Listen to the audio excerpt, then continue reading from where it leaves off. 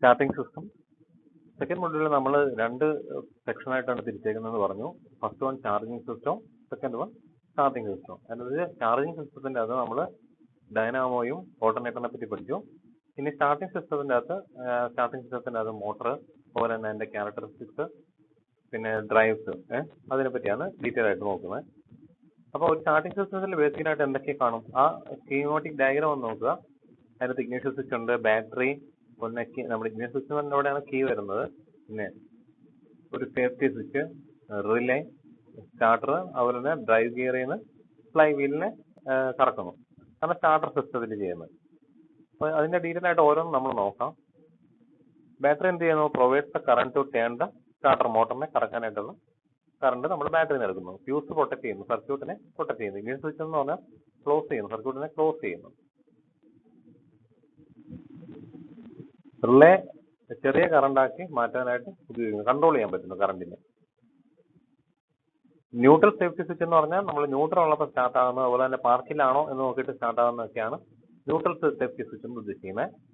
പിന്നെ സോളിനോയിഡ് എന്ന് പറഞ്ഞാൽ സെയിം ആസ് റിലേ ആണ്, അതുപോലെ തന്നെ മെക്കാനിക്കൽ ഓപ്പറേഷൻ ആണ് നടക്കുന്നത്. ഒരു ഇലക്ട്രോമാഗ്നറ്റിക് സ്വിച്ച് ആണ് സോളിനോയിഡ്.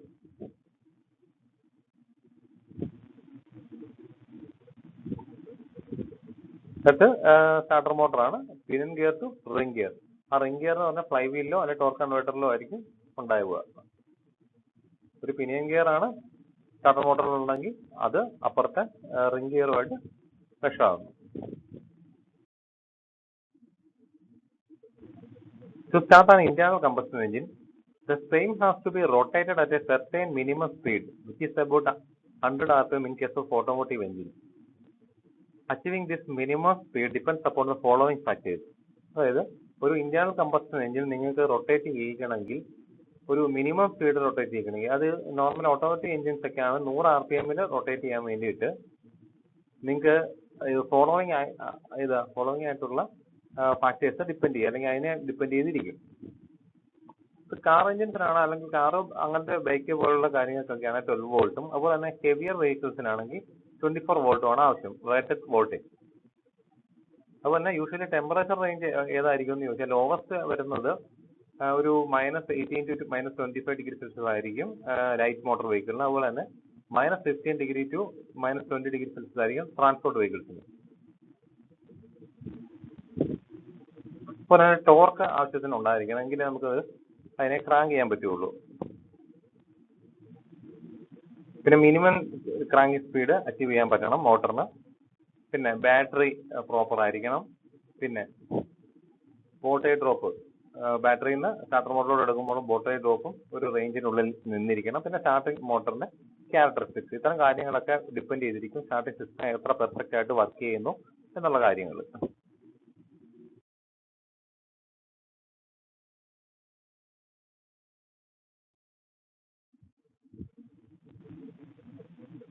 സ്റ്റാർട്ടിംഗ് മോട്ടർ, അതിന്റെ ഏറ്റവും ഇമ്പോർട്ടന്റ് ഭാഗമായിട്ടുള്ള സ്റ്റാർട്ടിംഗ് മോട്ടർ, അല്ലെങ്കിൽ നമ്മുടെ ഒരു സ്റ്റാർട്ടിംഗ് സിസ്റ്റത്തിന്റെ കോർ ആയിട്ടുള്ള സ്റ്റാർട്ടിംഗ് മോട്ടറിനെ പറ്റി പറയുവാണെങ്കിൽ അത് പവർഫുൾ ആയിരിക്കണം.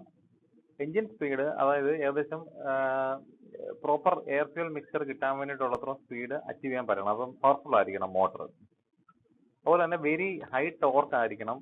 ഈ ലോ സ്പീഡിൽ വെരി ഹൈ ടോർക്ക് തരാൻ പറ്റുന്ന ടൈപ്പ് മോട്ടറാണ് നമ്മൾ സ്റ്റാർട്ടിംഗ് മോട്ടറായിട്ട് സെലക്ട് ചെയ്യേണ്ടത്. അതുകൊണ്ട് തന്നെ നമ്മൾ സീരീസ് ഓൺഡ് മോട്ടറാണ് ഈ ഒരു പർപ്പസിന് വേണ്ടിയിട്ട് യൂസ് ചെയ്യുന്നത്. അത് നമ്മൾ ഇതിനെപ്പറ്റി ഡീറ്റെയിൽ ആയിട്ട് എന്തുകൊണ്ട് നമ്മൾ സീരീസ് എടുത്തു എന്നുള്ളത് പിന്നെ പറയുന്നുണ്ട്. അതുപോലെ തന്നെ series plus shunt wound motor use ചെയ്യാറുണ്ട്. അതായത് രണ്ടും കൂടെ ഉള്ളത്, series plus shunt, series shunt wound motor എന്നാണ് പറയാറ്. അതിൽ പക്ഷെ വേറെ കുഴപ്പമെന്ന് പറഞ്ഞാൽ കറണ്ട് കൺസപ്ഷൻ കൂടുതലായിരിക്കും. സീരീസിനെ സംബന്ധിച്ചിടത്തോളം സീരീസ് ഷണ്ടിന്റെ അകത്ത് കറണ്ട് കൺസപ്ഷൻ കൂടുതലായിരിക്കും. ഇനി സീരീസ് ഡി സി മോട്ടറിന്റെ കൺസ്ട്രക്ഷൻ പറയുവാണെങ്കിൽ അത് ശരിക്കും സിമിലർ ടു ഡി സി ജനറേറ്ററാണ്. ഡി സി ജനറേറ്ററിന്റെ എല്ലാ പാർട്സും ഒക്കെ വെച്ചുള്ള സെയിം സാധനമാണ്. ഡി സി ജനറേറ്റർ പക്ഷേ ഒരു ഷണ്ട് വൗണ്ട് ആയിരുന്നു, എന്നാൽ നമ്മുടെ സ്റ്റാർട്ടർ മോട്ടർ ഒരു സീരീസ് വൗണ്ടാണ്. ഡി സി ജനറേറ്റർ ഒരു ഷണ്ട് വൗണ്ട് ജനറേറ്റർ ആയിരുന്നെങ്കിൽ ഇതൊരു സീരീസ് വൗണ്ട് ആയിട്ടുള്ള മെഷീനാണ്. അതുപോലെ തന്നെ കൂടുതലും സ്റ്റാർട്ടിംഗ് മോട്ടറായിട്ട് ഉപയോഗിക്കുന്നത് 4 ഫീൽഡ് പോൾസ് ആൻഡ് 4 ബ്രഷസ് ഉള്ള മോട്ടേഴ്സ് ആണ് നമ്മൾ ഉപയോഗിക്കുന്നത്. 4 field poles and 4 brushes. Two pole ഉപയോഗിക്കുന്നുണ്ട്. നെക്സ്റ്റ് നിങ്ങൾക്ക് ഫിഗർ കാണാം, അതിന്റെ ഫിഗർ പഠിച്ചു വെക്കണം. ഇവിടെ ഉപയോഗിക്കുന്ന രീതി, അതിന്റെ വൈൻഡിങ്ങിന്റെ രീതി എന്ന് പറഞ്ഞാൽ wave winding technique is generally used for starter motors. Wave winding ടെക്നിക്കാണ് സ്റ്റാർട്ടർ മോട്ടോർ ഉപയോഗിക്കുന്നത്. അതായത് ഈ മോട്ടറിന്റെ വൈൻഡിങ് രീതി വേവ് വൈൻഡിങ് എന്നാണ് അതിന്റെ പേര്. അതുപോലെ തന്നെ ഈ ഔട്ട്പുട്ട് എടുക്കുന്ന ആർമേച്ചർ ഷാഫ്റ്റിന്റെ അറ്റത്ത് നമ്മൾ എന്തെങ്കിലും രീതിയിലുള്ള ഒരു മെക്കാനിസം, മോട്ടറിനെ സ്റ്റാർട്ട് ചെയ്യുന്ന എന്തെങ്കിലും ഒരു മെക്കാനിസം നമ്മൾ അറേഞ്ച് ചെയ്യുന്നുണ്ട്. അതായത് സ്റ്റാർട്ടർ മോട്ടറിന്റെ സ്റ്റാർട്ടർ ഡ്രൈവ് അറേഞ്ച് ചെയ്യുന്നുണ്ട്. ഇപ്പൊ നമ്മുടെ ഇത് ഇനേഷ്യൽ ഡ്രൈവ് പോലത്തെ ഡ്രൈവ്സ് അറേഞ്ച് ചെയ്യുന്നുണ്ട്. ഒരു മെക്കാനിസം ആവശ്യമാണ് നമ്മൾ. പിന്നെ സ്റ്റാർട്ടിംഗ് ടോർക്ക് ഒരു ലൈറ്റ് മോട്ടോർ വെഹിക്കിളിനാണെങ്കിൽ 10 to 30 ന്യൂട്ടൺ മീറ്റർ ആണ്. ലൈറ്റ് കാർസിനും അതുപോലെ ഉള്ളതിനൊക്കെ 10 to 30 10 to 30 ന്യൂട്ടൺ മീറ്റർ ആണ് സ്റ്റാർട്ടിംഗ് ടോർക്ക് ആവശ്യം. അതുപോലെ തന്നെ ലാർജ് കാർസ് ആൻഡ് ഹെവി വെഹിക്കിളിനാണെങ്കിൽ 50 to 150 ന്യൂട്ടൺ മീറ്റർ ആണ് സ്റ്റാർട്ടിംഗ് ടോർക്ക് ഉള്ളത്.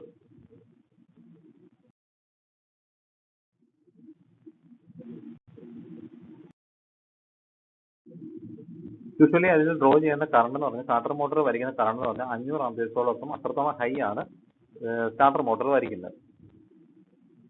അതുപോലെ തന്നെ ലാർജ് ഡയമീറ്റർ ആയിട്ടുള്ള വയറാണ് യൂസ് ചെയ്യുന്നത്.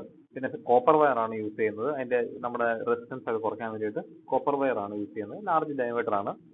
പിന്നെ അതുപോലെ തന്നെ നമ്മൾ ഷോർട്ടസ്റ്റ് പോസിബിൾ ലെങ്ത് ആണ് നോക്കുന്നത്. അതായത് ബാറ്ററിയിൽ നിന്ന് സ്റ്റാർട്ടിംഗ് മോട്ടറിലോട്ട് ഏറ്റവും കുറഞ്ഞ ദൂരം, പറ്റുന്ന ഏറ്റവും കുറഞ്ഞ ദൂരമാണ് വയ്ക്കാറുള്ളത്, ഒരു ലോസ് ഒന്നും സംഭവിക്കാതിരിക്കാനായിട്ട്. 2 പോൾസ് ആയിട്ടുള്ള മോട്ടറാണ് ഉപയോഗിക്കുന്നതെങ്കിൽ field coils are wound in the same ഡയറക്ഷനിലായിരിക്കും ഫീൽഡ് കോയിൽസ്. 4 പോൾ ആണെങ്കിൽ adjacent coils are wound in opposite ഡയറക്ഷനിലായിരിക്കും. ഫിഗർ ജസ്റ്റ് മുമ്പിലത്തെ സൈഡിൽ കൊടുത്തിട്ടുണ്ട്. ഇത് നമ്മൾ പറയാൻ പോകുന്ന DC മോട്ടോഴ്സിന്റെ ക്യാരക്ടറിസ്റ്റിക്സിനെ പറ്റിയാണ് പറയുന്നത്. അതിൽ ഏത് മോട്ടോർ നമ്മൾ എന്തുകൊണ്ട് സെലക്ട് ചെയ്തു എന്നുള്ളത് ഇത് കഴിയുമ്പോൾ നമുക്ക് വ്യക്തമാവും. അതിന്റെ ഒരു ഗ്രാഫും കൊടുത്തിട്ടുണ്ട്. അങ്ങനെ റെപ്രസെന്റ് ചെയ്യുന്നതെന്നും ഓരോ മോട്ടറിനെ എങ്ങനെ റെപ്രസെന്റ് ചെയ്യുന്നതെന്നും കാണിക്കുന്നുണ്ട്. അപ്പം ഇതിൻ്റെ അകത്ത് കൊടുത്തേക്കുന്നത് പറഞ്ഞാൽ ടോർക്ക് സ്പീഡ് ക്യാരക്ടറിസ്റ്റിക്സ് ആണ് കൊടുത്തേക്കുന്നത്. അതാണ് ഡിസ്കസ് ചെയ്യുന്നത്. അപ്പം ഫസ്റ്റ് ഷണ്ട് വൗണ്ട് മോട്ടറിന്റെ എന്ന് പറഞ്ഞാൽ ഷണ്ട് വൗണ്ട് മോട്ടറിന് field winding is connected in parallel with armature. അതുകൊണ്ടാണ് ഷണ്ട് വൗണ്ട് മോട്ടർ എന്ന് പറയുന്നത്. ഫീൽഡ് വൈൻഡിങ് ആർമേച്ചറിന്റെ പാരലായിട്ടാണ് കണക്ട് ചെയ്തേക്കുന്നതെങ്കിൽ അതിന് ഷണ്ട് വൗണ്ട് മോട്ടർ എന്ന് പറയും. സീരീസ് ആയിട്ടാണെങ്കിൽ നമ്മൾ എന്ത് പറയും? സീരീസ് മോട്ടർ എന്ന് പറയും. അതുപോലെ തന്നെ ഫീൽഡ് എക്സൈറ്റേഷൻ കോൺസ്റ്റന്റ് ആണ്. അതുപോലെ തന്നെ പ്രാക്ടിക്കലായിട്ട് നോക്കുവാണെങ്കിൽ സ്പീഡ് കോൺസ്റ്റന്റ് ആയിരിക്കും. അപ്പോൾ എന്നാ കുഴപ്പമെന്ന് പറഞ്ഞാൽ സ്റ്റാർട്ടിംഗ് ടോർക്ക് കുറവായിരിക്കും. എന്തിന്? ഷണ്ട് വൗണ്ട് മോട്ടറിന് സ്റ്റാർട്ടിംഗ് ടോർക്ക് കുറവായിരിക്കും. സ്റ്റാർട്ടിംഗ് ടോർക്ക് കുറവാണെങ്കിൽ എന്താ, നമ്മുടെ സ്റ്റാർട്ടർ മോട്ടറിന് ഉപയോഗിക്കാൻ അത് ഉപയോഗപ്രദമല്ല, ഉപയോഗിക്കാൻ കൊള്ളത്തില്ല. ഇനി സീരീസ് വൗണ്ട് മോട്ടർ നോക്കുവാണെങ്കിൽ ഫീൽഡും ആർമേച്ചറും സീരീസിലാണ് കണക്ട് ചെയ്യുന്നത്. അതുകൊണ്ട് തന്നെ നമുക്ക് ഒത്തിരി ഉപകാരമുള്ളതെന്ന് പറഞ്ഞാൽ ഇനിഷ്യൽ കറണ്ട് നല്ലതായിരിക്കും, ഹൈ ഇനിഷ്യൽ കറണ്ട് കിട്ടും, ലോ റെസിസ്റ്റൻസ് ആയിരിക്കും, no back EMF, very strong magnetic ഫീൽഡാണ്. അതുകൊണ്ട് തന്നെ വെരി ഹൈ ഇനിഷ്യൽ ടോർക്ക് കിട്ടും. ആ വെരി ഹൈ ഇനിഷ്യൽ ടോർക്ക് എന്നുള്ള ആ പ്രോപ്പർട്ടിയാണ് നമുക്കൊരു സ്റ്റാർട്ടർ മോട്ടർ ആയിട്ട് സെലക്ട് ചെയ്യുമ്പോൾ ശ്രദ്ധിക്കേണ്ടത്. സ്പീഡ് ക്യാരക്ടറിസ്റ്റിക്സിന്റെ ഒരു കർവ് കൊടുത്തിട്ടുണ്ടെന്ന് പറഞ്ഞു. പലതരം DC മോട്ടോഴ്സിന്റെ അവിടെ വാല്യൂ കൊടുത്തിട്ടുണ്ട്. ടോർക്ക് എങ്ങനെയായിരിക്കും, സ്പീഡ് എങ്ങനെയായിരിക്കും, ടോർക്കിനനുസരിച്ച് സ്പീഡ് എങ്ങനെ മാറുന്നു എന്നുള്ളത് നിങ്ങൾ നോക്കിയാൽ മതി. ലോ സ്പീഡിന് ഹൈ ടോർക്ക് എന്നുള്ള രീതിയിലാണ് നമുക്ക് ആവശ്യം. ഷണ്ട് വൗണ്ടിനാണ് ഏറ്റവും നല്ലത്.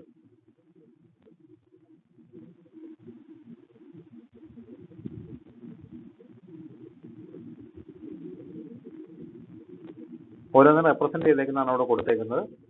ഗ്രാഫിൽ 3 കൊടുത്തിട്ടുണ്ട്. സ്പീഡ് വേഴ്സസ് ടോർക്ക് ഗ്രാഫാണ് കൊടുത്തേക്കുന്നത്. പിന്നെ ഷണ്ട് വൗണ്ട് എങ്ങനെയായിരിക്കും, പാരലലായിരിക്കും, അതാണ് കണ്ടിരിക്കുന്ന മോട്ടറും ആ റെസിസ്റ്റൻസൂടെ പാരലായിട്ട് കിടക്കുന്നതാണ് അവിടെ കിടക്കുന്നത്. അടുത്ത രണ്ടാമത്തെ ഫിഗർ നോക്കുവാണെങ്കിൽ സീരീസ് വൗണ്ട് മോട്ടറിന് പറഞ്ഞാൽ മോട്ടറും ആ ഒരു റെസിസ്റ്റൻസ് സിമ്പിളും കൂടെ സീരീസ് ആയിട്ട് കണ്ടിരുന്നത്. മറ്റേ അതിനകത്ത് കോംബോ ഉണ്ട്, രണ്ടും ഉണ്ട്, സീരീസും രണ്ടും ഉണ്ട്. ലാസ്റ്റ് വൺ പെർമനന്റ് മാഗ്നറ്റിക് മോട്ടറിനെയാണ് ലാസ്റ്റ് വൺ കാണിച്ചിരിക്കുന്നത്.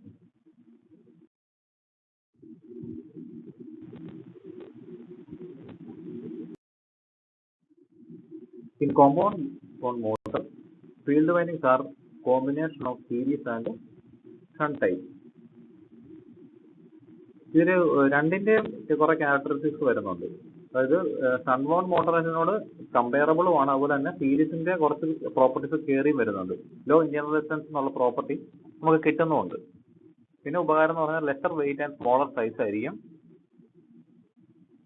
ആ രീതിയിലും കുറച്ച് പേര് കോമ്പൗണ്ട് വൗണ്ട് മോട്ടോർ ഉപയോഗിക്കുന്നുണ്ട്. അതായത് സീരീസ് പ്ലസ് ഷണ്ട് എന്നുള്ളത്.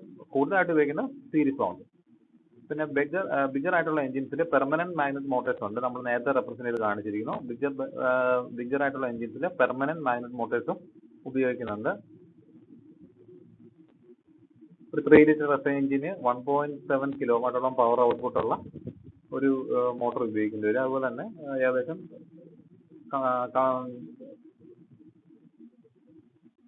സി എഞ്ചിൻ ആണെങ്കിൽ 1.5 ലിറ്റർ ഉള്ള സ്റ്റാർട്ട് ചെയ്യാനായിട്ട് ഇത്രയും വലിയൊരു മോട്ടോർ ഉപയോഗിക്കേണ്ടി വരും.